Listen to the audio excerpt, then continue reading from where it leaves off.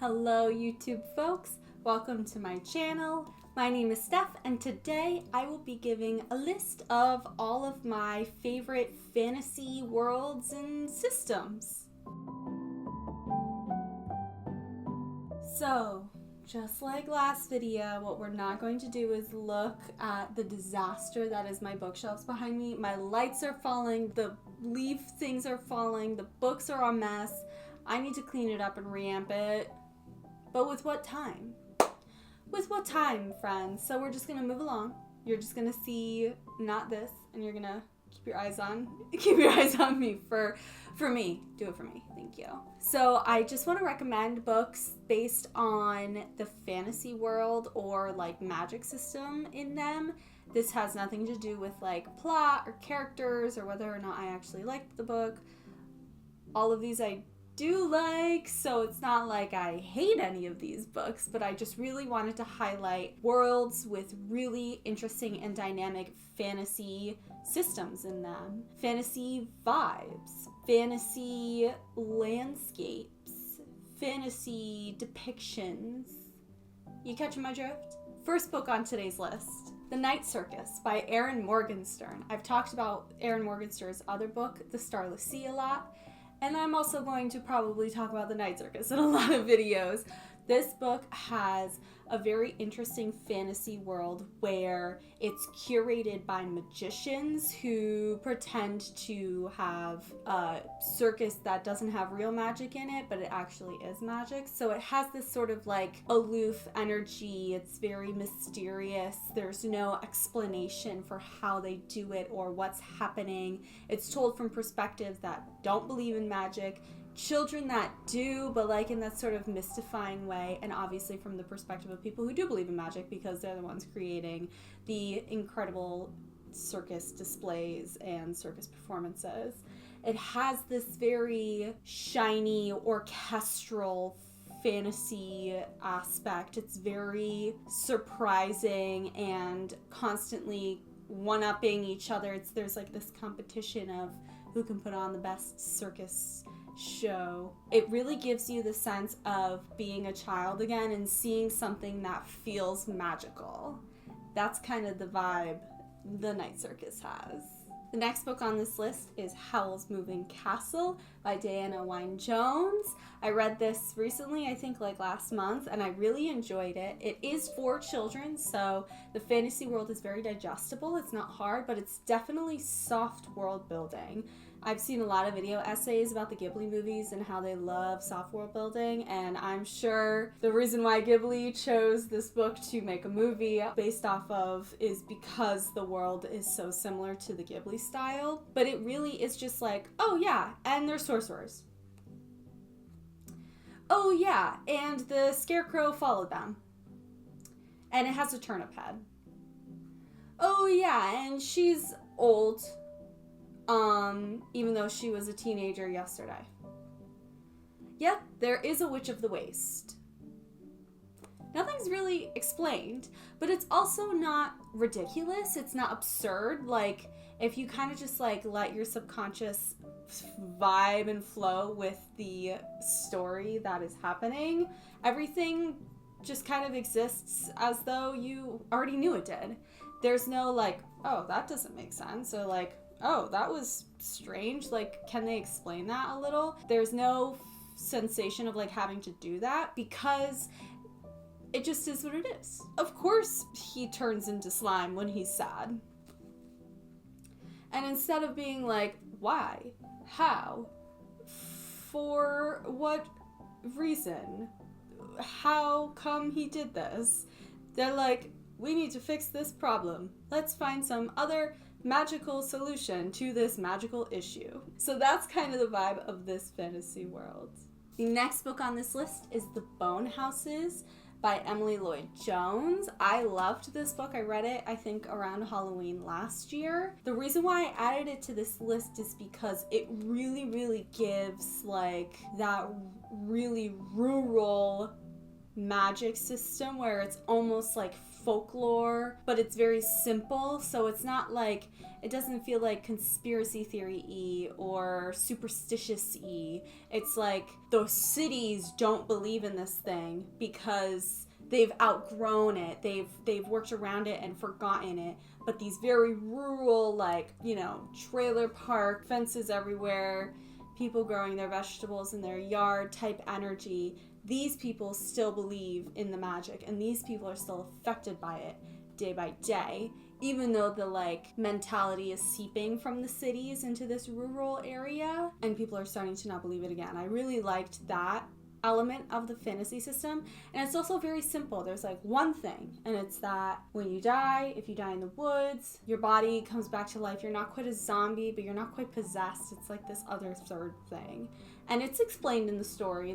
This is not soft world building. It's very clear kind of what's going on in this book, but I liked that the author took one fantasy idea and made it into something that controls these people's lives in this rural area, and that is suppressed by them for the shame of the city folk no longer believing it, and to make themselves feel more progressive, make themselves feel more with the times, and less like, you know, the hicks down by the river or whatever. Oh, and there's also like, it kind of has like Knights of the Round Table vibes. Like, it reminds me of like Lancelot or whatever, where it's got a little bit of like that medieval hero sword out of the river energy, you know? Like, it kind of has an element to the fantasy that feels like that, and I thought that was kind of cool.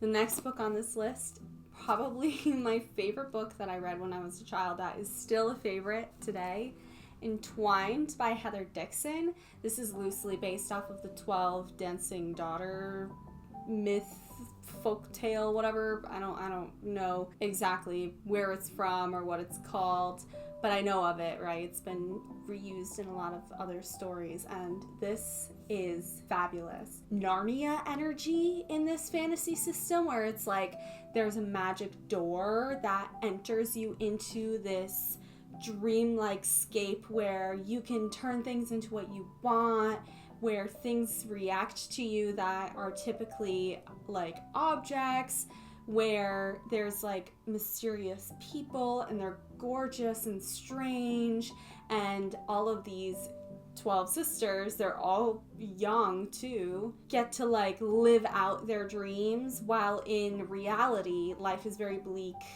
and dark and sad, and they're all in mourning. And it kind of has this beautiful duality of like the misery in reality versus the glory and mystifying magicalness of non-reality, and how sometimes the sadness in reality is where you should be versus non-reality, which typically has much darker things underneath the sort of what you see stuff. Beautiful, like everything is made of glass in this world, so it's very like crystalline. I kind of imagine, if you've seen The Labyrinth with David Bowie, the like masquerade ball scene, it kind of has that energy of like, you know, I like can't find the word for it, but just very shiny and beautiful, and your eyes are dazzled and you can't help but dance and laugh, and then you leave the party and you're like, I don't remember anything that just happened, but I know I just had a really, really amazing euphoric time. That's this one. The next book I want to recommend is Juniper and Thorn by Ava Reed. This one is interesting. I love Ava Reed's books. I like to study and drowning more, don't get me wrong, but Juniper and Thorn still sticks with me, and I think the reason why I like it so much and why I included it in this list is because, kind of like the Bone Houses, it has this like urban versus rural dilemma going on, where it's like there used to be magicians and sorcerers and they kind of were like the cream of the crop, and then science took over, and now these sorcerers have to adapt to science and the government and rules and laws, but they kind of also live outside of the rules and laws because they know that they're magical and they get a little bit of sway. They're respected differently than just like the average citizen. And the sorcerer has daughters, and one of them really, really wants to leave. and break all the rules and live in the urban areas. And there's a map in the beginning of the book. It's so funny. And it's like cities. It's kind of like New York where it's all like squares and it's all blocked off. And then there's just like, bloop, in the middle, this like ancient magic meadow with a castle in the middle of it. It almost feels like stepping in and out of a tale versus you're just reading a tale throughout the whole book. It's like you can put yourself in this person's shoes and imagine yourself stepping between the book, the story, the fantasy that is your real life, and the reality, the taxes and the criminals that is your fake life, right? It's like the inverse of what us on planet Earth would experience. It's just very interesting, and I thought it was a really cool way to show a modern story that still progresses the way assumably history would with science and governance and that kind of stuff, but also still maintain that respect and acknowledgement of magic without being like, it's extinct, you know? All right. That was all the solo books that I wanted to talk about, and now we're going to get into series. I have 4 series to talk about. Emily Wilde's Encyclopedia Fairies by Heather Fawcett. This is such a good fantasy system. Very Holly Black, who we will be talking about later, where there's fairies and they're based on folk tales. They're not like beautiful magical people that can fly or whatever, like fae. They're like fairies. They're more like critters. They're more like goblins or made out of pieces of nature versus like a fungi versus like a humanoid, you know? Well, some are anyway. There are some humanoid ones, but it's just really interesting. And I think, again, like Bone Houses and like Juniper and Thorn, this is a really interesting way of having a magic system that has adapted to like real life, like just throwing in like one little thing where instead of like people hunting fairies or fairies ruling the world, there are scholars that study fairies, and Emily Wilde is a scholar of fairy. It's called a dryadologist, so it's a much more academic feel. It's a much more like objective or subjective. No, I want objective. Why am I suddenly forgetting the difference? You know what I mean? It's a very like methodical, mathematical depiction of something that is not methodical, that is not mathematical, that is sensational and strange and confusing and can't necessarily be described just with our English language. And it's told through the lens of an academic who truly just views the world like she needs to write it down, and like it's gotta be her 5-page MLA format essay due at midnight tonight, you know what I'm saying? Very interesting fantasy system there. And like I said, it's very much like that creepy critter version of fairy. It also has like some doorway kind of fantasy energy the way Entwined has, because there's like multi-dimensions and there's doors hidden in nature that lead to the fairy realm, and just really, really interesting world with magic in it that kind of doesn't feel like magic because the narrator, the person telling the story, Emily Wilde, is so not so easily mystified.